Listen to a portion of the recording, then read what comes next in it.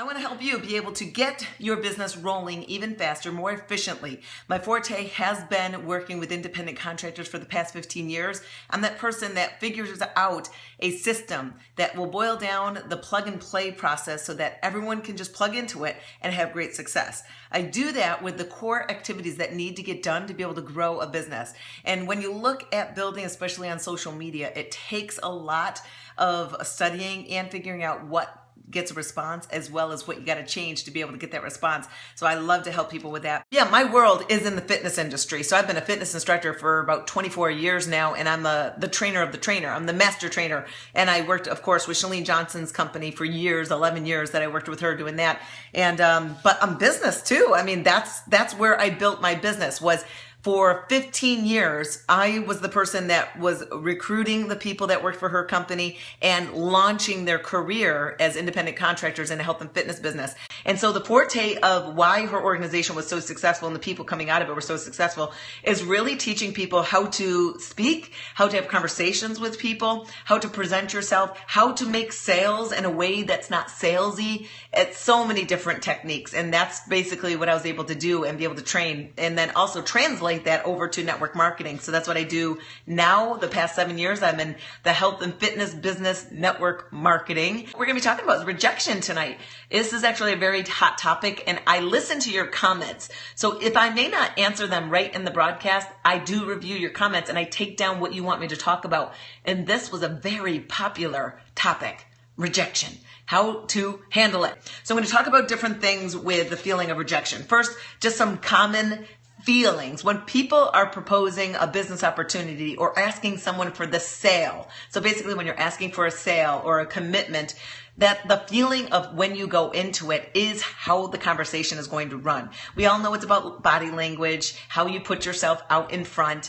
And when you go into a conversation, especially when you're talking to someone that you're nervous to talk to about. So that means if you're new or you haven't had much success and you're still trying to get things ramped up, or that person is very strong and successful, when you go to talk to them, you come in leading with your body language and the thoughts in your mind. So typically, if you come into that conversation and you feel nervous about getting rejected, that's coming over your body before you even speak. So coming into that conversation, because you're already thinking about it and being scared that this is going to be a rejected conversation, immediately your body is reacting.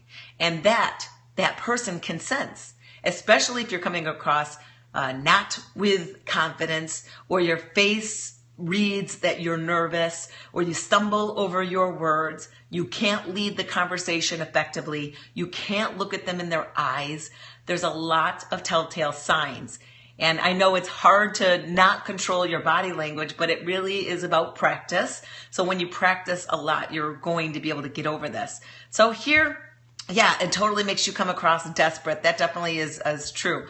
So the thing is when you are setting your mindset up before going into conversation, that's exactly how the conversation is going to go and how your body's going to react to it as well. So that's kind of the first tip. When you're leading in feeling that, you're basically rejecting yourself immediately. You coming into a conversation, nervous about the conversation, scared it's going to be a rejection, you already rejected yourself. You discounted yourself. You don't believe in yourself. You don't believe in what you have to offer. So if you don't have any belief in yourself or belief in anything that you offer, why would someone want to put themselves in your hands? You're conveying you are not a secure person to work with by that negativity that you lead into. This is actually an exercise that I teach in my 30-day business bootcamp program that I run specifically for my team. This is a mindset that before you actually go have a conversation with someone, you got to psych yourself up. So most of the time, the conversations may be on the phone, especially because a lot of people are building their business during their full-time jobs, out of their home, with kids. So you don't have a lot of time to meet people in person. And I don't think you have to meet a lot of people in person. I prefer you have a lot of phone conversations. So a little quick technique to get yourself out of that negative mindset is to do whatever you need to prior to that activity of having a conversation with someone to psych yourself up, to put yourself in a super positive mood, to make yourself feel confident. And there's different techniques on what you can do to do that.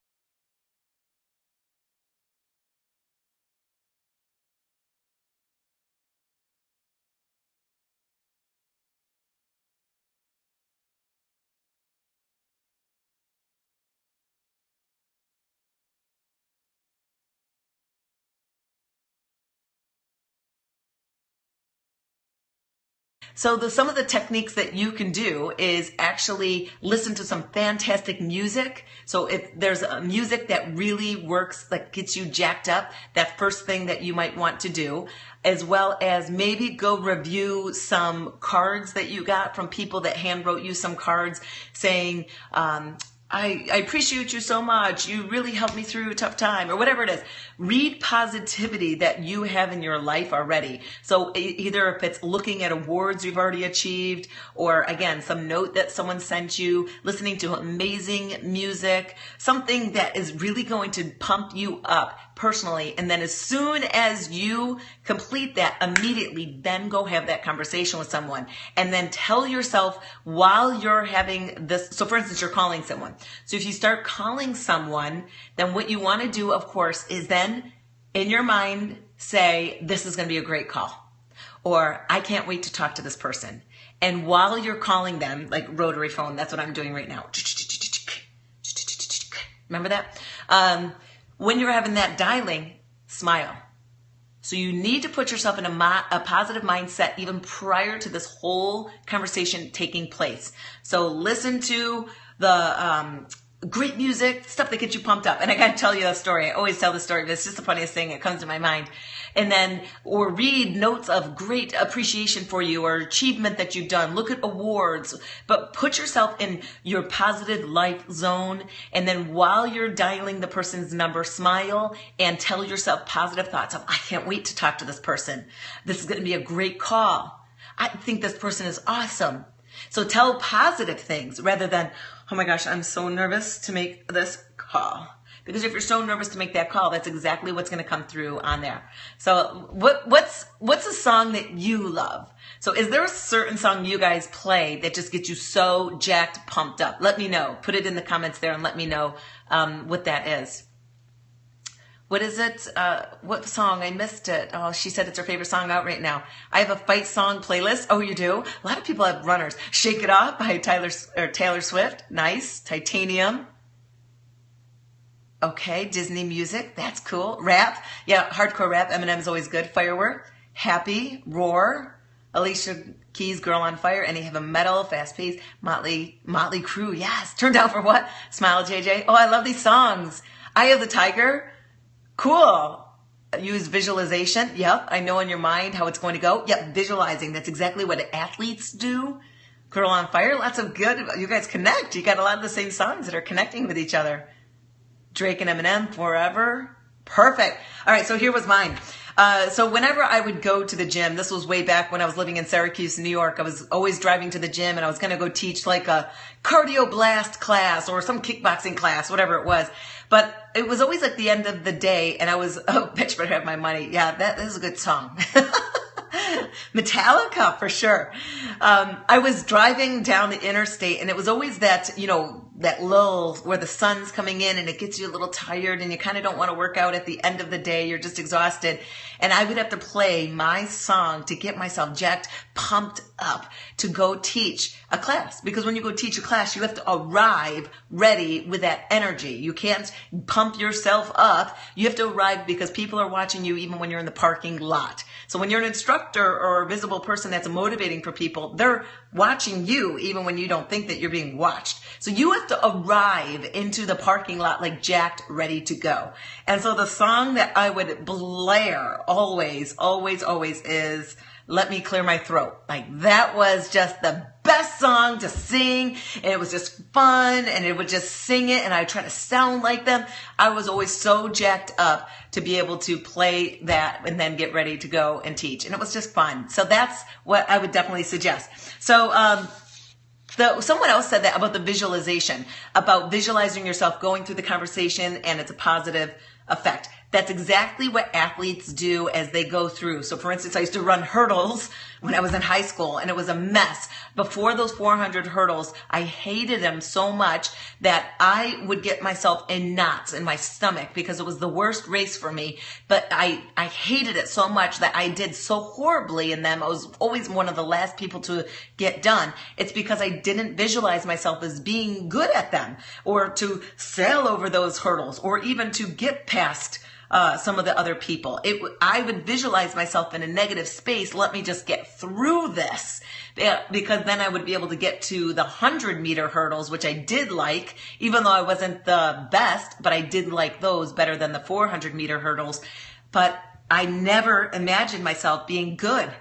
I always imagined myself in that race of let me get this over with. I hate these.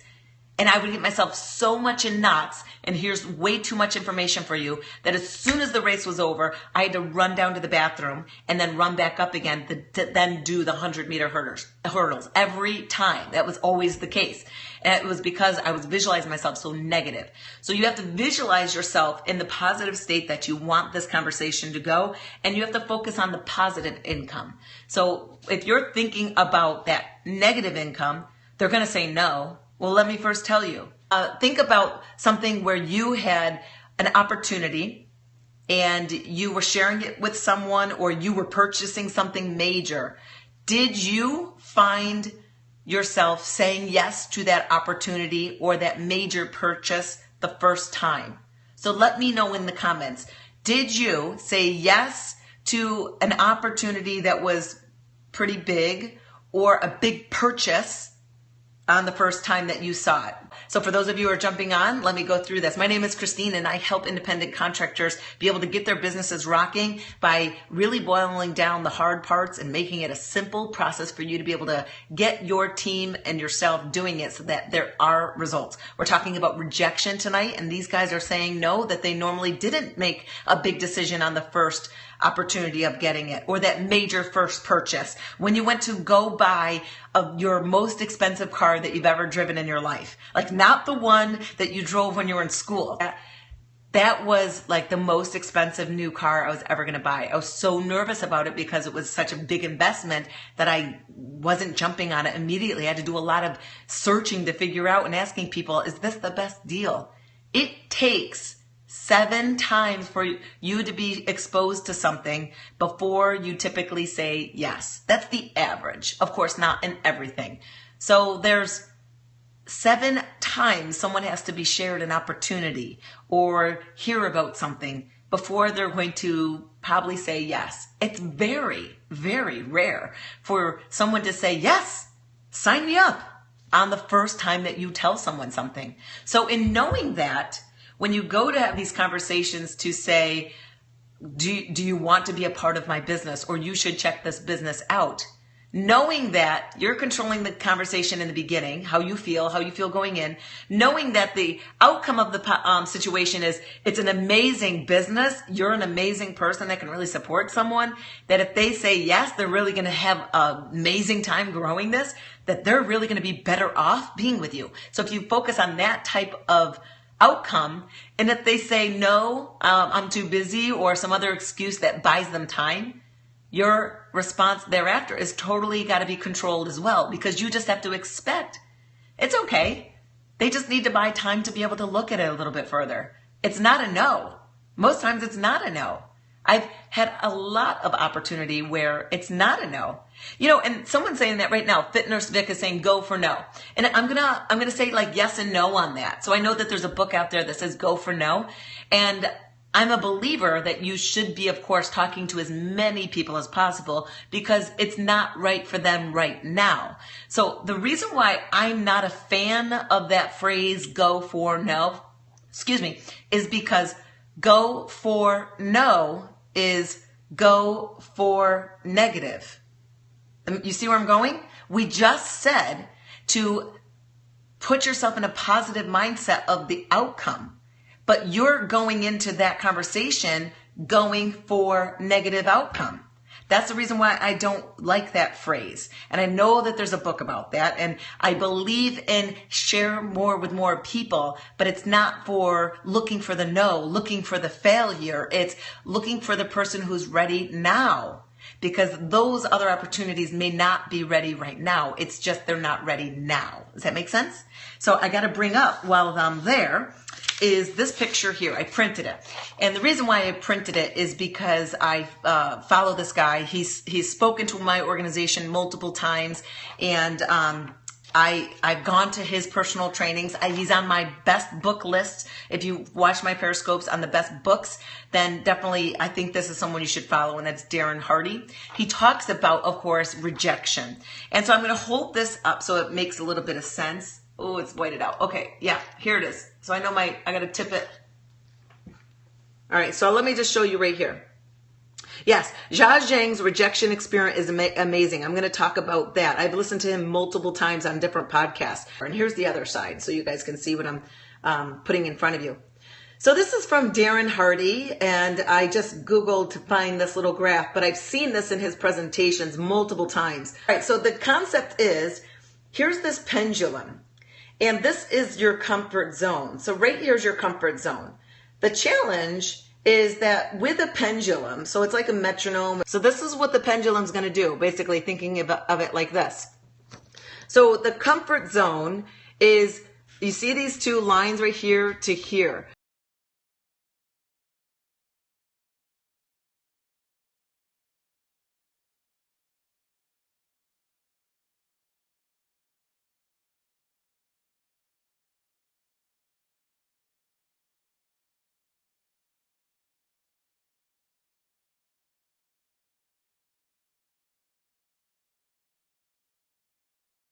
So the thing is with your pendulum here, when you keep yourself in a comfort zone, you're going to allow this to only go a little bit towards the negative because you don't like negative. You don't really want to touch this area very much. So if you allow your pendulum just to swing just a little bit to this negative side because, oh no, I don't want to be defeated. I don't want rejection. Then it just swings back a little bit to only a little bit of happiness, a little bit of success, a little bit of victory. So if you let it just to go, oh no, I'm uncomfortable. I'll just go right here. Eeks, no, please no. I'll just go right here. You're limiting yourself in terms of how much success you're going to have in your business or your life because you're just going right here. You're in this little comfort zone of, as soon as I get uncomfortable with a little bit of negativity and rejection, that naturally just swings back to a little bit. And so here's this next picture, so I printed it up for you guys as well, so you can see what I'm talking about. So when you can really allow yourself to get more uncomfortable with the negativity of rejection and just getting out there and putting yourself out there to possibly feel people saying, no, not right now. If you do that more often, it swings higher to the other way. And that's when you can start to achieve more in happiness and in victory. But if you stay small, you get small results in both areas. But if you go bigger, you're going to get bigger results in both areas.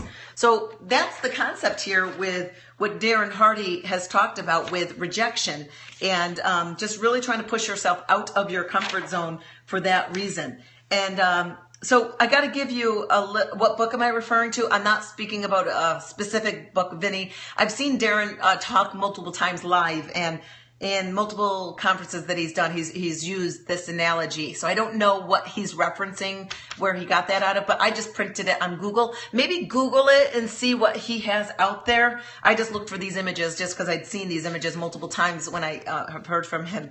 So before I finish up with this, and I of course want to talk with you guys with more of your questions too, I got to share with you a couple big failures.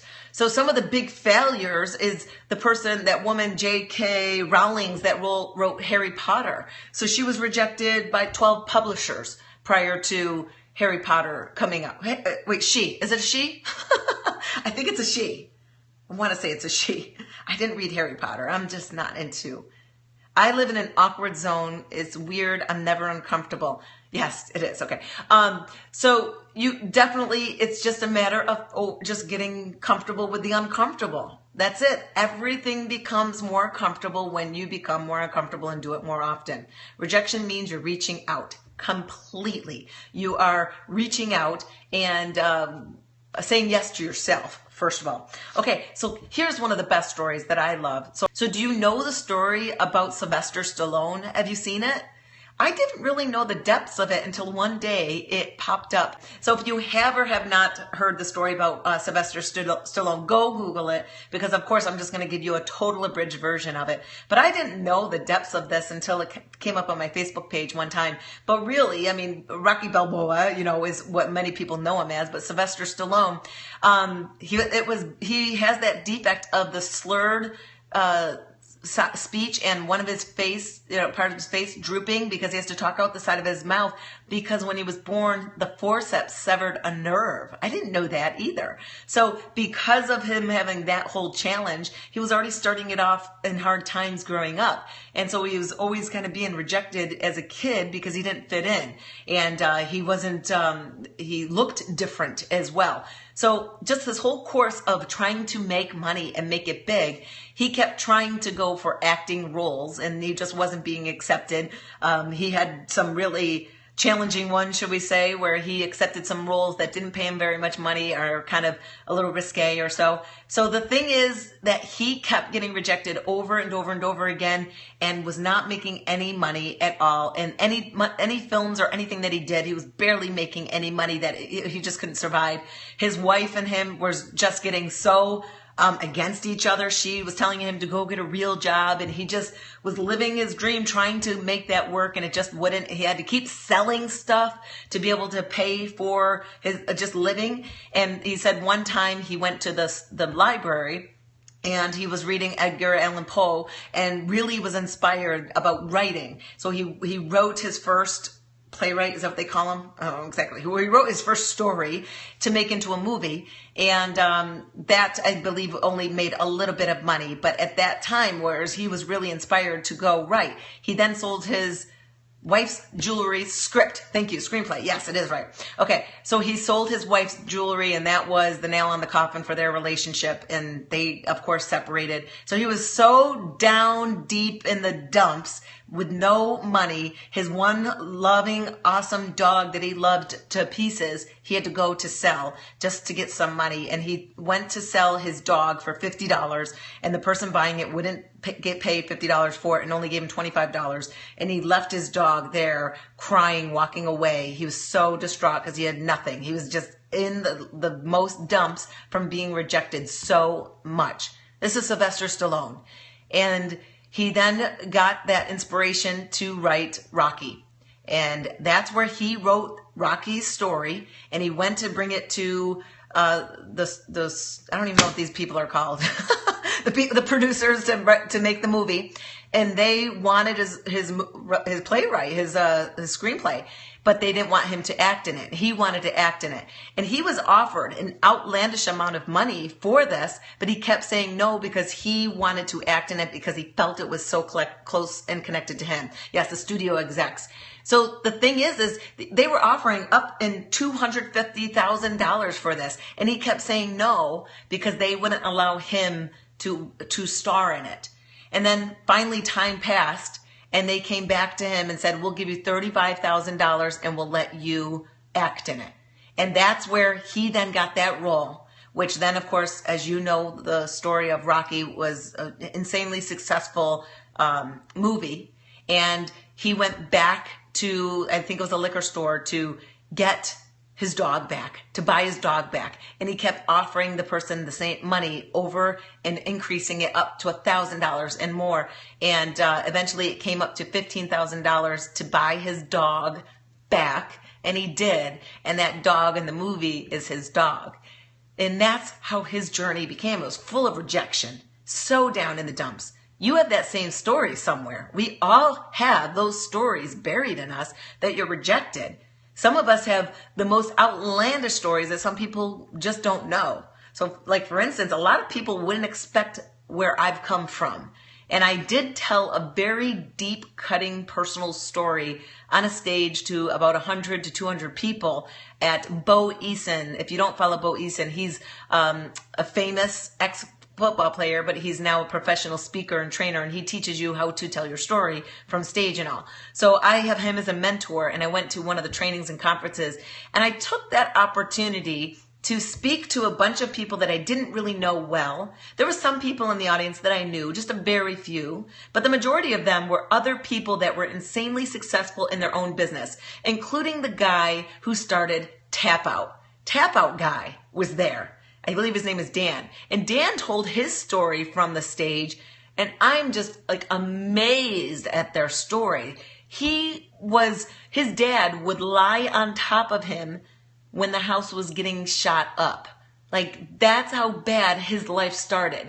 And I said, I'm going to take this time to tell a part of my story that people would be really shocked to know.